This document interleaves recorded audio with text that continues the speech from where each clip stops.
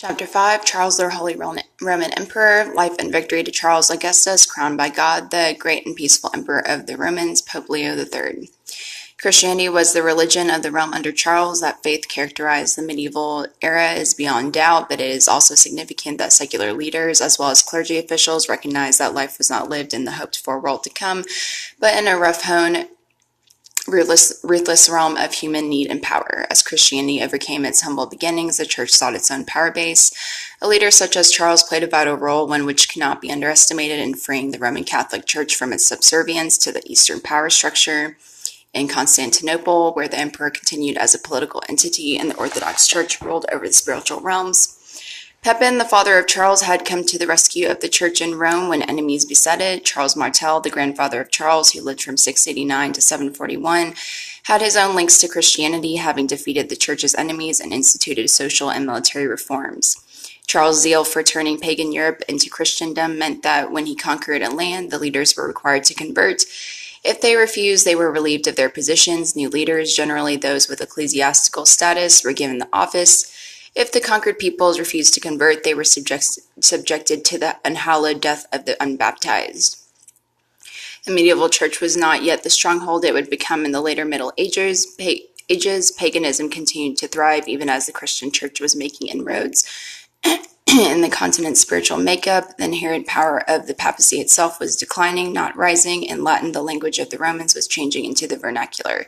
For Charlemagne, the role of the church in brightening the Dark Ages was not only for the spiritual redemption of souls. The priests, who were the only class to whom literacy was deemed vital, were literate but not necessarily scholars, and their copying of the scriptures was not flawless, with misprints which altered meaning. Charles' invitation of Alcuin of York, regarded as the most educated man in Europe, to come to Aix-la-Chapelle and edit the errors in the manuscripts, there was a valuable service to the purity of the religion. Charles came from a lineage which felt that the church had to be supported and strengthened by the reorganization. For Charles, that reformation meant that the education of the clergy needed to be bolstered. In the monasteries, as well as his palace school, priests were taught classical Latin so that they could lead services properly. A systematic program of education for clergy meant that they also served the king in an administrative capacity. Uniform Latin provided a language that could be spoken and understood throughout Western Europe.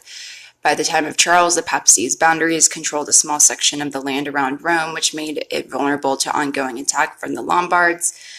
In 773, Pope Hadrian I sought Charles' military help to defend against the Lombards. Charles came through and defeated the Lombards in a campaign that was brief but effective, adding a new realm and a new title for the king, who was now king of the Franks and Lombards. Charles bestowed authority of northern Italy to the Pope, which created the Papal States.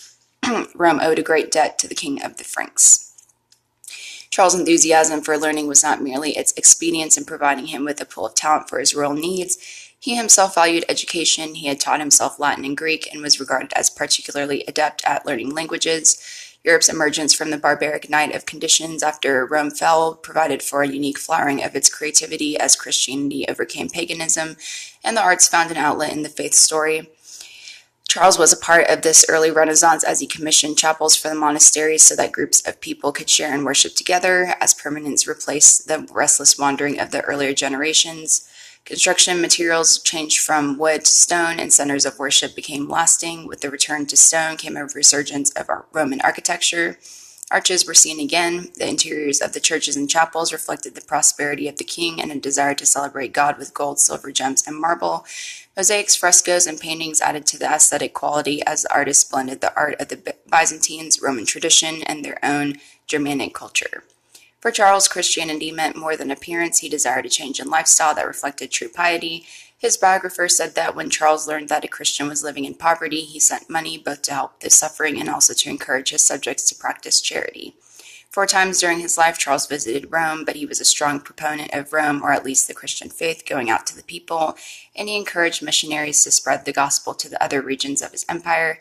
In this endeavor, he had the support of the clergy. It sometimes seems as though he was more particular about the nuances of Christianity than the church hierarchy. In 809, he summoned a church council to Aachen to review the Christian creeds. The council agreed that the Holy Spirit comes from God the Father and God the Son, but when Charles sought the approval of Pope Leo III to add this to the original text of Creed. The Pope approved the doctrine but refused to have it included in the text of the Nicene Creed, which had been adopted in 381 CE. But this was still the infancy of the Church in its infallible state, when an unlettered man could at least voice a theological opinion. Charles stood fast as the recognized right arm of the Church. He was a military leader without peer in an era when fighting was a prerequisite for power, but he was also a man who knew the value of alliances and how to forge allegiances. He was generous with his gifts to the popes and wanted Rome to be restored to its former greatness. His gifts to the Church of St. Peter were so that the holy site would surpass all other churches in Christendom. In 799, he visited Rome to add his significant personal presence to that of the Church's leader, Leo III, who in 795 was chosen to succeed Adrian I on the same day that the former pope was buried, was born of common origins and had risen up from humble beginnings to the office of cardinal priest and chief of the pontifical treasury. But he was marred in the eyes of some for his lack of aristocratic lineage, and he had incurred the suspicion of some factions in Rome who felt that the papacy should be led by a man of nobility. Leo was no fool. Upon becoming pope, he sent Charles the keys to St. Peter's, who responded with generous funds that Leo could use in charitable endeavors. Charles was already known as a military supporter of the Church, having come to Adrian I's support against the Lombards. In 799, Leo was forced to flee Rome when his enemies attacked him, threatened him with physical harm, and later imprisoned him in a monastery. When he managed to escape, he made his way to Paderborn, where Charles came to his aid, arresting the men who had attacked him and sending Leo back to Rome with an armed escort, clearly sending a message that the papacy was under the immediate protection of the most powerful leader in Western Europe. On Christmas Day, 100 CE, Charles was in Rome, and he went to pray in front of the altar of St. Peter's. Pope Leo III placed a golden crown upon Charles' head and proclaimed him the Holy Roman Emperor. It was a reminder of the glory that had been Rome, in recognition of the man who had restored that glory, adding it to the sanctity of the Church. Rome, which had fallen, had arisen once more in a political and social resurrection, thanks to the King of the Franks. Charles' empire would not last, however, it had existed for a time, transforming church and state in a medieval context. Without the direct involvement of Charles in the evolution of the church hierarchy, Christianity might have lacked some of the potency which it would demonstrate in the years to come.